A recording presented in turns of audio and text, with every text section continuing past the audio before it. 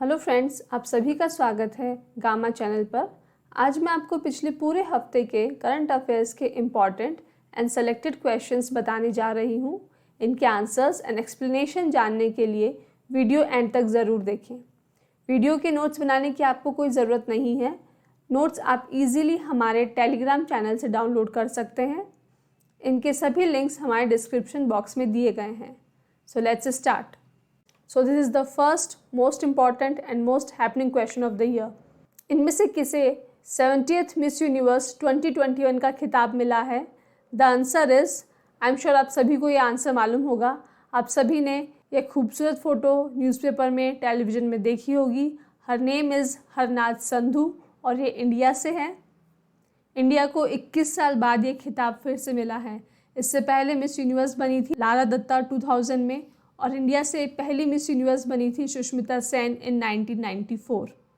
So this is a big achievement for India. बात करते हैं मिस यूनिवर्स कंपटीशन की।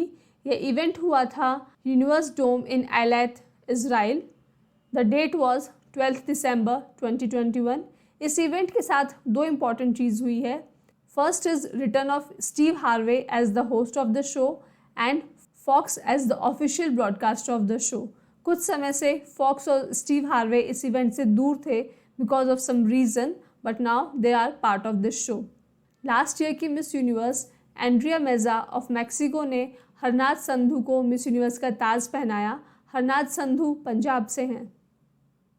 नेक्स्ट क्वेश्चन, इनमें से किस तारीख को नेशनल एनर्जी कंजर्वेशन डे और यू कैन से राष्ट्रीय ऊर्जा संरक्षण दिवस मनाया जाता है? The answer is C 14th December. See this photo and try to understand. The sun, the windmills, the solar panel, the trees, they show that we should use non-conventional or renewable sources of energy like sun and wind, and we should grow more and more trees for the sustainable development. Now let us know why this date, 14th December. Actually, Government of India 1991 से हर साल 14 दिसंबर को energy conservation awards देती हैं उन sectors को जिन्होंने energy conservation के फील्ड में एग्जाम्पलरी एफर्ट शो किए हैं और एनर्जी कंजर्व की है। Indian bureau of energy efficiency BEE ने इंडियन एनर्जी कंजर्वेशन एक्ट भी इम्प्लीमेंट कर दिया है from 2001। This national energy conservation day is same as world conservation energy day. यह दिन फोकस करता है लोगों में global warming, climate change, energy resources conservation जैसे इश्यूज़ को लेकर अवेयरनेस बढ़ाने पे। ग्लोबल वार्मिंग का मतलब है जो हमारा वर्ल्ड टेम्परेचर है that is rising every year. इसकी वजह से आप जानते होंगे कि आइस, ग्लेशियर्स वो सब मेल्ट होते जाते हैं और वाटर का सी लेवल भी इंक्रीज़ होता है। This is global warming. दूसरा है क्लाइमेट चेंज, मतलब जो पहले summer, winter, monsoon season fix हुआ करते थे, अब आप देखते होंगे कि कभी भी विंटर्स में बारिश हो रही है, समर्स में बारिश हो रही है। That is climate change. और एनर्जी कंजर्वेशन के 3 मेन आर्स हैं। You should all remember this and implement this in your life. Reducing, reusing and recycling, मतलब एनर्जी कंजम्पशन को रिड्यूस करना है। एनर्जी कंजर्वेशन के लिए जो भी प्रोडक्ट्स हैं उन्हें रीयूज़ करना है या फिर आप उन्हें रिसाइकिल भी कर सकते हैं। रीयूज़ जैसे कि कोई ग्लास की बॉटल है, उसे ब्रेक करने से अच्छा है उसको आप रीयूज़ कर लें किसी और काम में। रिसाइकलिंग जैसे प्लास्टिक के केसेस में आपने सुना होगा, बहुत बार हम प्लास्टिक वेस्ट ऐसे ही डंप कर देते हैं। आजकल इस प्लास्टिक को रिसाइकिल करके इससे ब्रिक्स बनाई जा रही हैं। बहुत जगह इसको ब्यूटिफिकेशन के लिए भी यूज़ किया जा रहा है। That is the meaning of recycling. And as responsible citizens we should also conserve energy. जब भी आपका काम हो गया है, आप रूम से बाहर जा रहे हैं, लाइट्स ऑफ करके जाइए, फ़ैन ऑफ करके जाइए। बहुत बार हमारे घर में या हमारे व्हीकल्स ऐसे हो जाते हैं जो बहुत ज़्यादा एनर्जी कंज्यूम करते हैं, बहुत ज़्यादा फ्यूल कंज्यूम करते हैं। उन्हें चेंज करना चाहिए टाइम टाइम पे, उन्हें रिपेयर करवाना चाहिए। पुराने बल्ब्स को हटा करके न्यू लेटेस्ट LED बल्ब्स लगाने चाहिए because they consume lesser energy. So this is how we can also save energy, conserve energy. Dear students, अगर सभी एग्जाम रिलेटेड कंटेंट आप एक ही चैनल पर चाहते हो तो अभी इस चैनल को सब्सक्राइब करें और बेल आइकन को प्रेस करें। और अगर एग्जाम प्रेप को आप हाई लेवल पर ले जाना चाहते हैं तो डिस्क्रिप्शन में आपको ऐप और टेलीग्राम चैनल का लिंक मिल जाएगा। नेक्स्ट क्वेश्चन, इनमें से किसे United Nations children's Fund UNICEF के प्रमुख के रूप में नियुक्त किया गया है? The answer is C, Catherine Russell. This is the logo of UNICEF and the motto is for every child. मतलब UNICEF is basically a child development United Nation agency. Antonio Guterres United Nation के secretary general हैं और उन्होंने ही UNICEF के नए head Catherine Russell को appoint किया है, जो कि सक्सीड करेंगे हेनरिटा 4 को। यूनिसेफ, जिसका फुल फॉर्म है यूनाइटेड नेशंस चिल्ड्रंस फंड, एक यूनाइटेड नेशन की एजेंसी है जो कि रिस्पॉन्सिबल है for providing humanitarian and developmental aid to children worldwide. UNICEF की कुछ एक्टिविटीज़ हैं जैसे कि प्रोवाइड इम्यूनाइजेशंस, डिजीज़ प्रिवेंशन, उन मदर्स और बच्चों तक ट्रीटमेंट पहुंचाना जिन्हें HIV है, बच्चों को और उनकी मदर्स की न्यूट्रिशन को बढ़ाना, सैनिटेशन की फैसिलिटी को इम्प्रूव करना, एजुकेशन को प्रमोट करना और डिज़ास्टर के समय इमरजेंसी रिलीफ पहुंचाना। ये सब कुछ एक्टिविटीज़ हैं जो कि यूनिसेफ करता है। यूनिसेफ के हेडक्वार्टर्स हैं न्यूयॉर्क सिटी, USA में। Next question, again related to UNICEF. इनमें से किस तारीख को वर्ल्ड यूनिसेफ डे मनाया जाता है? The answer is B, 11th December. Now, why 11th December? Because 11th December 1946 में यूनिसेफ क्रिएट हुआ था। यूनिसेफ का पुराना नाम है United Nations international children emergency fund, जिसकी स्थापना 11th December 1946 को हुई थी न्यूयॉर्क में by United Nation relief rehabilitation administration. और उस समय इसका मुख्य उद्देश्य था वर्ल्ड वॉर 2 में इफेक्ट हुए चिल्ड्रन और मदर को इमीडिएट रिलीफ पहुंचाना। तो इस साल की थीम है to help children recover from interruptions and learning losses experience through pandemics in the last 2 years। मतलब पैंडमिक की वजह से पिछले 2 सालों में जो बच्चों को नुकसान हुआ है उनके एजुकेशन में, उनके न्यूट्रिशन में, उन लॉसेस को रिकवर करना इसका पर्पस है।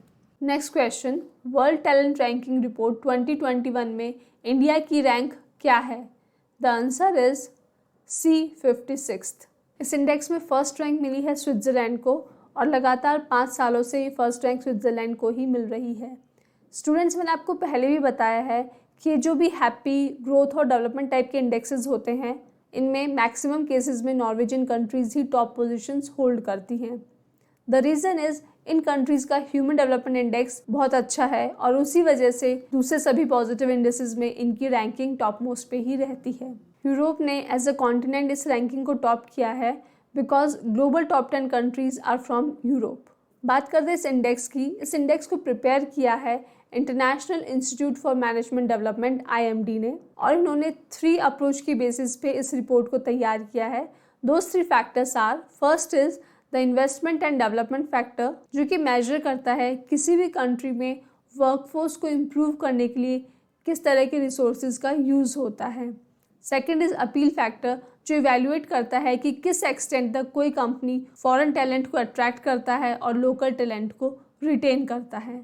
Third and last factor is readiness factor, जो कि मेजर करता है कंट्री के टैलेंट पूल की quality of skills and competencies. तो इन सब के बेसिस पे वर्ल्ड टैलेंटेड रैंकिंग रिपोर्ट तैयार की गई, जिसमें फर्स्ट रैंक मिली है स्विट्जरलैंड को एंड 56th रैंक मिली है इंडिया को। नेक्स्ट क्वेश्चन, इनमें से किस तारीख को इंटरनेशनल डे ऑफ न्यूट्रलिटी मनाया जाता है? The answer is B, 12th December। Neutrality का मतलब होता है अनबायस होना, मतलब किसी की साइड ना लेना। जब भी कभी वॉर लाइक सिचुएशन होता है या कोई 2 कंट्रीज़ की फाइट होती है, तो जो न्यूट्रल स्टेट है उसे कभी भी बेलिजेंट स्टेट और यू कैन से मिलिटेंट और क्वारलसम स्टेट, जो लड़ाकू स्टेट है, उसका साथ नहीं देना है, ना ही किसी आर्म्स एंड एम्यूनिशन के रूप में, ना ही किसी मिलिट्री सपोर्ट के तौर पे। न्यूट्रलिटी का मतलब है न्यूट्रल रहना। सो that is the meaning of neutrality in this context. और इस दिन को रिकॉग्नाइज किया यूनाइटेड नेशंस ने और इस दिन को सेलिब्रेट किया जाता है ताकि लोग न्यूट्रलिटी की वैल्यू को समझें, इसकी क्या इंपॉर्टेंस है इंटरनेशनल रिलेशंस में, किसी भी कंट्री की सोवरेनिटी, टेरिटोरियल इंटीग्रिटी को डिफेंड और प्रमोट करने में। न्यूट्रलिटी के थ्रू इंटरनेशनल डिस्प्यूट्स को पीसफुली रिजॉल्व कर सकते हैं बिना इंटरनेशनल पीस और सिक्योरिटी को एंडेंजर किए हुए। न्यूट्रलिटी इज़ अ प्लेटफॉर्म जिसके थ्रू पीसफुल नेगोशिएशंस हो सकते हैं और किसी भी कॉन्फ्लिक्ट को रिजॉल्व किया जा सकता है। अगर मैं रिसेंट एग्जांपल की बात करूं तो जैसे तालिबान ने अफ़गानिस्तान पे अटैक किया, तो मैक्सिमम स्टेट्स ने न्यूट्रलिटी शो की है। None of the countries participated in the war, so that is the meaning of neutrality here. Next question, इनमें से किस तारीख को international universal health coverage day मनाया जाता है, जिसका हिंदी में नाम है अंतर्राष्ट्रीय सार्वभौमिक स्वास्थ्य कवरेज दिवस? The answer is B, 12th December. You see this umbrella in the logo? This umbrella signifies that health for all everywhere. मतलब इस दिन का पर्पस है सभी के लिए राइट टू हेल्थ को अचीव करना। International universal health coverage day को प्रमोट करता है वर्ल्ड हेल्थ ऑर्गेनाइजेशन WHO, जो कि एक यूनाइटेड नेशन एजेंसी है। यह डे 12 दिसंबर को इसलिए मनाया जाता है बिकॉज इस दिन यूनाइटेड नेशन ने एक रेजोल्यूशन एक्सेप्ट किया था जिसके तहत सभी मेंबर कंट्रीज़ को अपने सिटीजन्स को एक अफोर्डेबल और क्वालिटी हेल्थ केयर प्रोवाइड करना है। यूनिवर्सल हेल्थ कवरेज बेसिकली एक इंस्ट्रूमेंट है, एक टूल है जिसके थ्रू यूनाइटेड नेशंस सभी लोगों तक राइट टू हेल्थ को पहुंचाना चाहती है। Right to health is also a new sustainable development goal for 2015-2030। सभी कंट्रीज़ को ज़रूरत है एक स्ट्रॉन्ग और रेजिलिएंट हेल्थ सिस्टम की, जिससे करंट हेल्थ सिचुएशन से तो आप डील कर ही सकें, साथ के साथ जो आने वाले पैंडमिक्स हैं लाइक कोरोना, उन सब के साथ डील करने के लिए भी आपके पास कैपेसिटी होनी चाहिए। इसी फील्ड में अवेयरनेस को बढ़ाने के लिए यूनिवर्सल हेल्थ कवरेज डे को सेलिब्रेट किया जाता है। इस साल की थीम है leave no one's health behind, invest in health systems for all. Now I have a question for you, tell me the name of WHO chief in the comment box. Next question, global health security index 2021 में India की rank क्या है? The answer is B, 66th। इस index की first rank मिली है United states of America को, followed by Australia and Finland. Global health security index major करता है यूनाइटेड नेशंस की 195 मेंबर कंट्रीज़ की क्या कैपेसिटी है, क्या प्रिपेयर्डनेस है to fight epidemics and pandemics. और कोविड के बाद ये पाया गया है कि none of the country is sufficient enough और completely prepared for future epidemic and pandemic threats.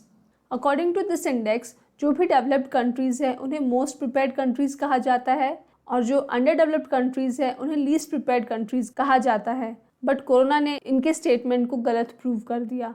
यह देखा गया कि United states of America, United kingdom जैसे बड़े बड़े डेवलप्ड कंट्रीज़ कोविड को फाइट करने में किस प्रकार फेल हो गए हैं। GHS इंडेक्स को डेवलप किया है न्यूक्लियर थ्रेट इनिशिएटिव NTI ने along with Johns Hopkins center for health security at the Bloomberg school of public health.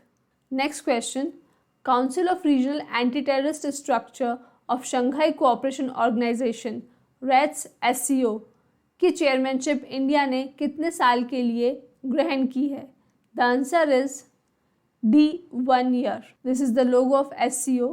India का ये 1 year स्टार्ट होगा 28 अक्टूबर 2021 से। National security council secretariat government of India ने अपने knowledge partner data security council of India के साथ एक 2-day practical seminar organise की on securing cyber space in the contemporary threat environment for the delegates from SCO member states. SCO के headquarters हैं Beijing, China में, और इसकी स्थापना हुई थी 15 जून 2001 में। इसके सेक्रेटरी जनरल हैं Vladimir Norov of Uzbekistan. Next question, इनमें से किस ऑर्गेनाइजेशन को इंटरनेशनल सोलर अलायंस ISA के ऑब्जर्वर स्टेटस का दर्जा मिला है? The answer is B, United Nations general assembly. International solar alliance के बारे में मैं आपको पहले भी कुछ वीडियोज़ में बता चुकी हूँ, मैं फिर से रिपीट कर देती हूँ। You can see this Tropic of Cancer in the north and Tropic of Capricorn in the south. इन दो लाइंस के बीच में जो रीजन है उस रीजन में सोलर रेज डायरेक्ट पड़ती हैं और इस रीजन में जो भी कंट्रीज आती हैं उनका सोलर एनर्जी पोटेंशियल बहुत ज़्यादा है। तो ISA इन्हीं कुछ कंट्रीज़ का एक अलायंस है और ये सब मिलकर एक इंटरनेशनल सोलर ग्रिड प्रिपेयर करेंगी जो कि सोलर एनर्जी जैसे क्लीन, ग्रीन और रिन्यूएबल एनर्जी सोर्स को हार्नेस करेंगी। ISA को लॉन्च किया था नवंबर 2015 में इंडिया एंड फ्रांस ने during the 21st session of United Nations climate change COP21 in Paris, France, और इसका पर्पस था सोलर एनर्जी को प्रमोट करना। Now I have a question for you. Recently किसी एक बहुत बड़ी कंट्री ने ISA को ज्वाइन किया है? मैं आपको पहले भी इसका आंसर बता चुकी हूँ, आप मुझे बता दीजिए कमेंट बॉक्स में। नेक्स्ट क्वेश्चन, इन सभी में से किसे टाइम्स मैगजीन ने person of the year for 2021 nominate किया है? The answer is D, Elon Musk. This is his photo and you all must be knowing about him. He is the founder and CEO of many companies. Some of the prominent companies are US-based electrical vehicle startup Tesla and rocket company SpaceX, along with Neuralink जो कि एक brain chip startup है, The Boring Company जो एक infrastructure firm है. Now, why he has been chosen as the person of the year? Because 2021 is the year of Elon Unbound. इस साल Tesla $1 trillion company बन गई है और इसी के साथ एलन मस्क भी वर्ल्ड के रिचेस्ट पर्सन बन गए हैं, सरपासिंग जेफ बेजोस। इसके अलावा एलन मस्क की रॉकेट कंपनी स्पेसएक्स ने नासा का एक एक्सक्लूसिव कॉन्ट्रैक्ट जीता है and because of this contract US astronaut अब फिर से मून पे जा सकेंगे after the first time that was in 1972। वहीं इनकी company car rental giant hertz ने अनाउंस किया है कि वो 100,000 टेस्लास को ऐड करने वाले हैं। इन्हीं की कंपनी का एक रॉकेट लॉन्च करेगा नासा के first anti asteroid planetary defence system को, और ये एक ऐसा मिशन लॉन्च करने जा रहे हैं जिसमें कॉस्मिक एक्सरेज की स्टडी करेंगे। और एक और इंसिडेंट हुआ इस साल, आप सबने सुना होगा एलन मस्क ने ट्विटर पे सब लोगों से उनकी एडवाइस मांगी थी, should he share some of his company share और नॉट, और सबकी एडवाइस मानते हुए उन्होंने टेस्ला के 10% स्टॉक्स को सेल कर दिया। बात करते हैं टाइम मैगजीन की। ये एक US बेस्ड मैगजीन है जो कि हर साल उस पर्सन को person of the year award करते हैं जिसने साल भर में होने वाले इवेंट्स को मैक्सिमम टाइम्स इन्फ्लुएंस किया है, ईदर फॉर गुड और for bad. The influence is important. So students, this is an important question, please remember this. And one more time I am reminding you, question direct नहीं पूछा जाता है, question के आसपास की जो स्टोरी है दैट इज़ इम्पॉर्टेंट। आजकल जो क्वेश्चंस पूछने का सिस्टम है that is very dynamic. Who is who, what is what, ये सब नहीं पूछते हैं। पूछा जाता है उसका इन्फ्लुएंस क्या है, हमारी लाइफ में उसका रोल क्या है। These are the things you have to think, तभी आप किसी भी क्वेश्चन को आंसर कर सकते हो। और यही रीज़न है कि आपको कोई भी क्वेश्चन का आंसर याद भी रहता है, because of this background story. Next question is, इनमें से किस तारीख को इंटरनेशनल टी डे ऑब्जर्व किया जाता है? द आंसर इज बी, 15 दिसंबर। वैसे तो दुनिया में कॉफ़ी भी आ गई है, पर आज भी जो मैक्सिमम इंडियंस है उनकी फेवरेट ड्रिंक है tea. Youngsters are also fond of tea, और इतनी तरह तरह की टी आने लगी है आजकल, तो इतने स्टार्टअप्स हैं टी से related, it is very amazing. बहुत सारे टी डेज़ हैं, मैं एक एक करके आपको सब बताती हूँ और आप उन पर प्लीज़ फोकस करके इनको लर्न कीजिएगा। ये जो इंटरनेशनल टी डे जो 15 दिसंबर को सेलिब्रेट किया जाता है, ये मनाया जाता है इन कंट्रीज़ में Bangladesh, Sri Lanka, Nepal, Vietnam, Indonesia, Kenya, Malawi, Malaysia, Uganda, India and Tanzania. और इसे पहली बार मनाया गया था न्यू दिल्ली में 2005 में। Now there is one more international tea day जो कि यूनाइटेड नेशंस ने डिक्लेयर किया है। It is on 21 May. इसे 2019 से सेलिब्रेट किया जा रहा है और इसे सेलिब्रेट करने के पीछे पर्पज़ है sustainable tea consumption and sustainable tea production को प्रमोट करना और टी की इम्पोर्टेंस को समझना in fighting hunger and poverty. अब चाय लीजिए, बिस्किट लीजिए, your hunger and poverty both are quenched. 2016 से हर साल 21 अप्रैल को यूनाइटेड किंगडम अपना नेशनल टी डे सेलिब्रेट करता है, बिकॉज उस दिन क्वीन एलिजाबेथ का बर्थडे भी होता है। इंडिया में नेशनल चाय डे सेलिब्रेट किया जाता है ऑन 21 सितंबर फ्रॉम 2018, और इसको डिक्लेयर किया था सोमरस कंपनी ने, और this is just to celebrate this flavourful drink all over India. So there are 4 types of tea days, please remember them accordingly. किस कंट्री में कौन सा टी डे कब मनाया जाता है, ठीक है। नेशनल चाय डे तो आपको इजीली ध्यान रहेगा, चाय इज़ अ हिंदी नेम और हिंदी नेम इंडिया में होता है। सो this is how remember these. Next question, इनमें से किस तारीख को इंडिया में विजय दिवस और यू कैन से विक्ट्री डे सेलिब्रेट किया जाता है? द आंसर इज बी, 16 दिसंबर। इस साल विजय दिवस को 50 साल हो जाएंगे बिकॉज ये 1971 में स्टार्ट हुआ था। जानते हैं इसकी बैकग्राउंड स्टोरी। 16 दिसंबर 1971 में इंडिया पाकिस्तान वॉर हुई थी, जिसमें जीत मिली इंडिया को और इसके साथ ही बांग्लादेश भी क्रिएट हुआ। उस दिन chief of Pakistan forces general A Khan Niazi ने 93,000 ट्रूप्स के साथ इंडिया के लेफ्टिनेंट जनरल जगजीत सिंह अरोड़ा के सामने सरेंडर किया था अनकंडीशनली, और वर्ल्ड वॉर 2 के बाद ये सबसे बड़ा मिलिट्री सरेंडर था। इंडिया की तरफ से ये वॉर इंडियन आर्मी और बांग्लादेश की मुक्ति बाहिनी ने लड़ी थी। अभी जो बांग्लादेश है, पहले वो ईस्ट पाकिस्तान हुआ करता था और पाकिस्तान ईस्ट पाकिस्तान के बंगाली स्पीकिंग मेजॉरिटी को इल ट्रीट करते थे। इस वजह से उन लोगों ने रिवोल्ट किया और इंडिया ने भी बांग्लादेश का साथ दिया और ये वॉर हुई और इसमें इंडिया और बांग्लादेश दोनों ने ही विजय प्राप्त की। इसलिए बांग्लादेश भी इस दिन अपनी विक्ट्री डे सेलिब्रेट करता है और इंडिया और बांग्लादेश दोनों अपने उन सभी जवानों को याद करते हैं, उनकी शहादत को सलाम करते हैं। Now I have a question for you. मैंने आपको ये पहले भी बताया है, जब भी कोई वॉर होती है आपको पता होगा कि मिलिट्री उसे एक ऑपरेशन का नाम देती है। तो 1971 की वॉर में ऑपरेशन का नाम क्या था? Tell me in the comment box. Next question, इनमें से किस शहर की गवर्नमेंट वर्ल्ड की पहली गवर्नमेंट बनी है जो कि 100% पेपरलेस है? The answer is B, Dubai. You all must be knowing this famous building of Dubai, it is Burj Khalifa. Dubai UAE की एक सिटी है और जानी जाती है अपनी लग्जरी शॉपिंग के लिए, अल्ट्रा मॉडर्न आर्किटेक्चर के लिए और लाइवली नाइट लाइफ के लिए। यूएई के क्राउन प्रिंस शेख हमदन बिन मोहम्मद बिन राशिद अल मक्तूम ने अनाउंसमेंट किया कि Dubai is now 100% paperless. Paperless होने की वजह से ये लोग सेव करेंगे 3 बिलियन दिरहम। दिरहम यूएई की करेंसी है, and 14 million man hours. Dubai expo चल रहा है, इसके बारे में आपने सुना होगा। दुबई एक्सपो एक ग्लोबल इवेंट है जो कि लिंक करता है innovation, technology, art and culture को और एक ग्रेट एक्सपीरियंस ऑफर करता है to the people all over the world. पूरी दुनिया से जगह जगह के लोग यहाँ पे आते हैं और अपने न्यू आइडियाज़ को शेयर करते हैं। Again I have a question for you. This one is very simple. Tell me the capital of UAE. Next question, इनमें से वो कौन सी स्टेट है जिसमें मैक्सिमम नंबर ऑफ बेनिफिशरीज हुए हैं अंडर आत्मनिर्भर Bharat Rozgar Yojana? The answer is B, Maharashtra.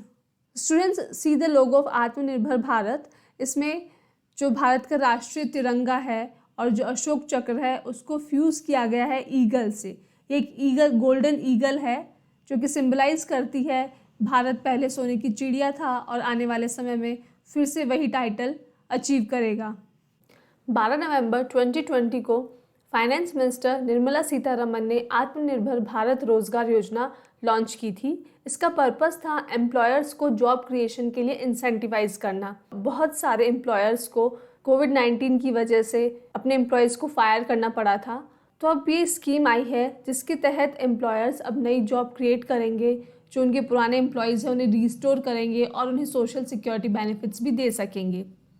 इस स्कीम को इम्प्लीमेंट किया जाएगा through employees provident fund organisation, EPFO। Provident fund के बारे में आपने सुना होगा, बहुत से लोग जानते भी होंगे जो कि एम्प्लॉयज़ हैं जिनको सैलरी मिलती है। आपकी सैलरी का कुछ % PF के फॉर्म में डिडक्ट होता है और कुछ % आपका एम्प्लॉयर उसमें ऐड करता है। इस प्रकार आपका एक PF जनरेट होता है। Now under this scheme government इस PF को बेयर करेगी।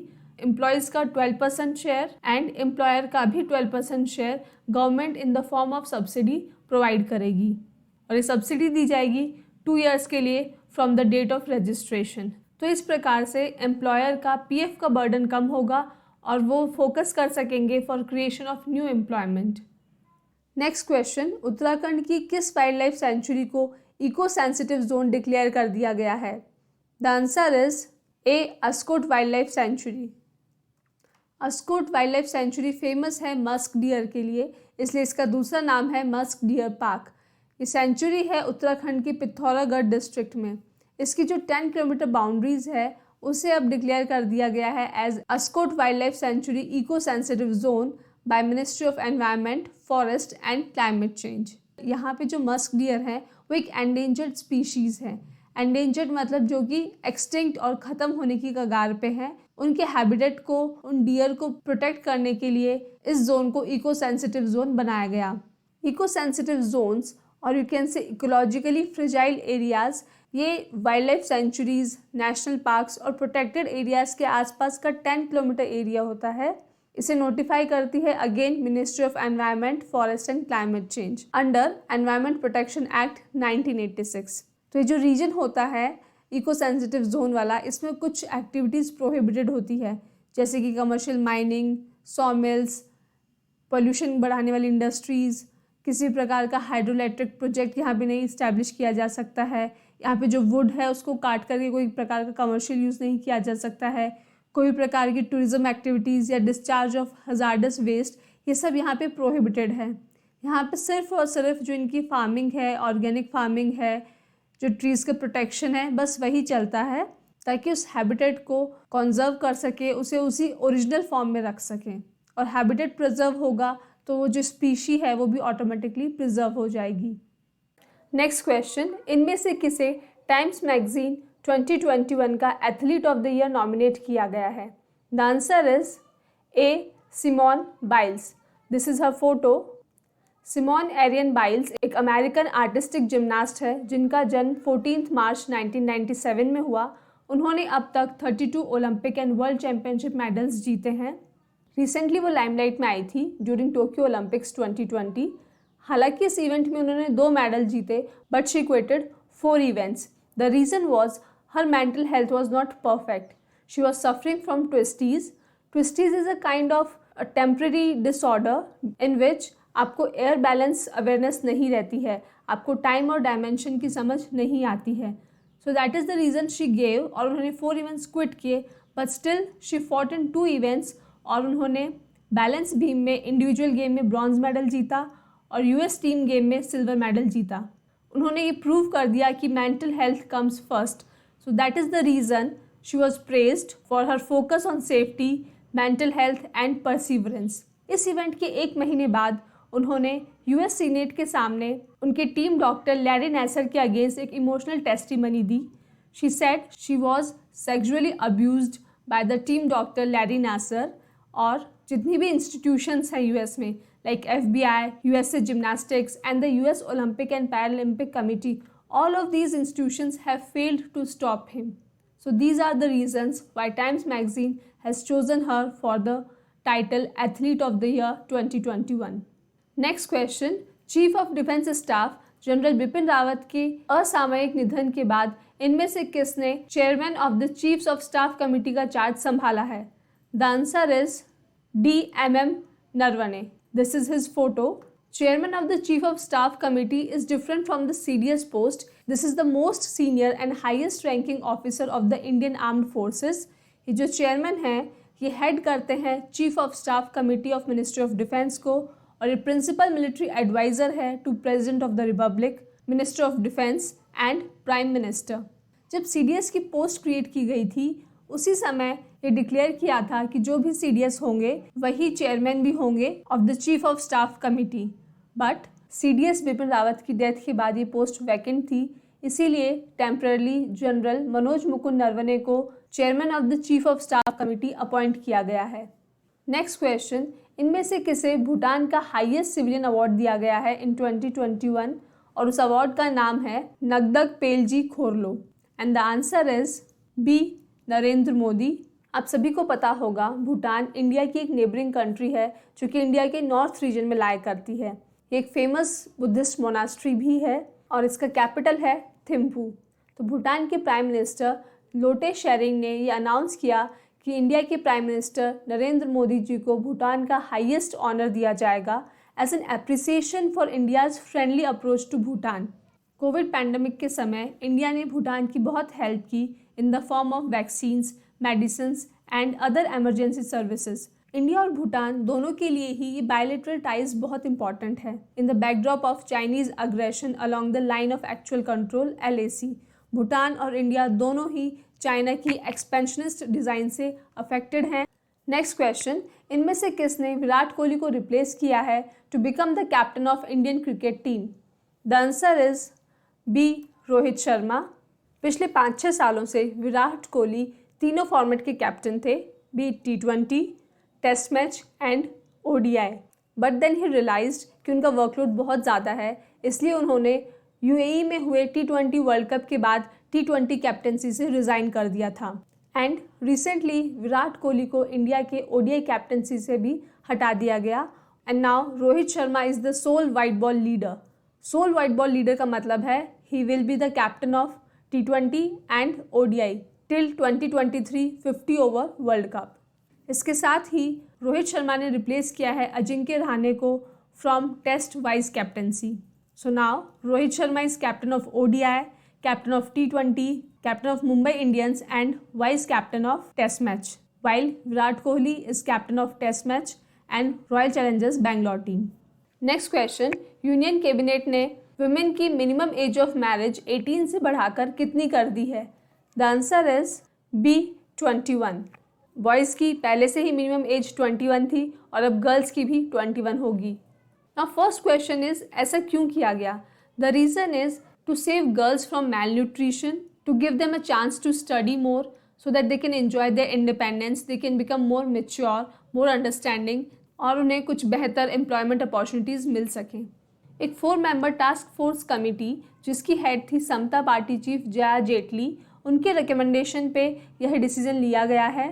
Now government is also eyeing changes to the prohibition of child marriage act, special marriage act and the Hindu marriage act. Current minister for the Ministry of Women and Child Development is Smriti Irani. Let's see the last question of the day. इनमें से किसे software technology parks of India का director general appoint किया गया है? The answer is A Arvind Kumar. Software technology park of India STPI एक science and technology organisation है जिसकी स्थापना हुई थी 1991 में by the Indian ministry of electronics and information technology. इसका पर्पस था to encourage, promote and boost the export of software from India. Nowadays STPI जो टेक एंटरप्रेन्योरशिप और इनोवेशन का कल्चर है उसे बढ़ावा दे रही है और इन्होंने कुछ 25 प्लस सेंटर्स लॉन्च किए हैं of entrepreneurship in the emerging technology domains. Electronics and information technology के मिनिस्टर हैं अश्विनी वैष्णव, वहीं minister of state for skill development and entrepreneurship and electronics and information technology हैं Rajeev Chandrasekhar. So that is the end. Thank you for watching this video. So students, अगर आपको video पसंद आए तो like and share ज़रूर कीजिएगा। तो दोस्तों, अगर आप चाहते हो कि ऐसा ही क्वालिटी कंटेंट आपको मिलता रहे जो हेल्प करे आपको आपकी एग्ज़ाम प्रेप में, तो सर्कल में जो गामा का लोगो दिख रहा है उसको क्लिक करें और चैनल को सब्सक्राइब करें। Thank you.